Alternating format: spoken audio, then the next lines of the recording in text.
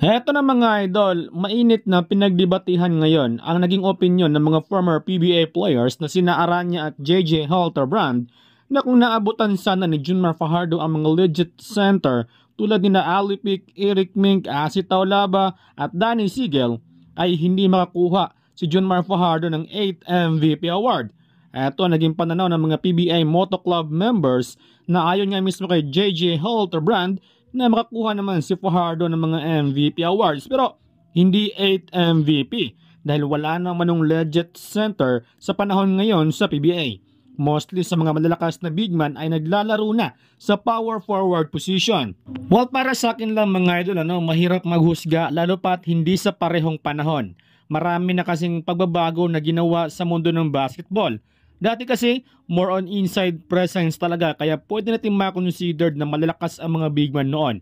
Pero sa part ni Junmar Fajardo kasi, pumasok siya sa bagong era na kung saan ay pabilisan na ang laban at paramihan na nga ng tira ng tres. Sa laki at bigat ni Fajardo ay nakipagsabayan talaga siya sa makabagong panahon. Sa sinabi ni JJ na walang legit center ngayon sa PBA, well, medyo agree ako dun dahil si Christian Standhardinger 4 at 5 talaga ang galawan niya. Si Arana 4 din. Si Aguilar 4 at 5 din. Wala nang big man na focus on inside presence talaga dahil tulad ng sinabi natin, makabagong panahon na talaga. Lalo pa at may 4-point play na ngayon sa PBA kaya focus na talaga doon yung iba.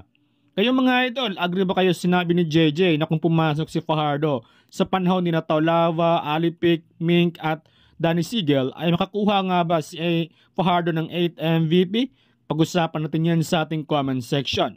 Samantala, may nabiktima na naman si Scottie Hobson dahil lang sa 4-point play. Sa laban kahapon kontra Terra Firma ay muntikan ng matalo ang Converge. Kaya dahil sa 4-point play ni Scottie Hobson ay nakuha pa ng Converge ang panalo.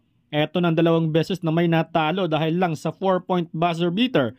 Una ay nang pinatikman ni Hobson ng 4-point buzzer beater ang talk and text at ngayon naman ay ang Terra Firma. While speaking of Hobson mga idol, ay inihanda na ng Converge ang bagong import na papalit kay Hobson kung sakaling lumala ang injury nito. Dapat kasi ay pinalitan siya kahapon dahil may injury nga ito, ngunit pinili nga nitong maglaro.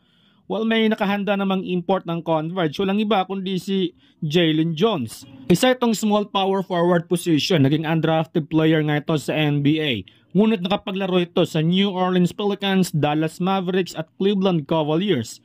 Sa kanyang Wikipedia background ay nasa 6'7 nga ang height nito. Wala pang update kung kailan ito makapaglaro sa PBA.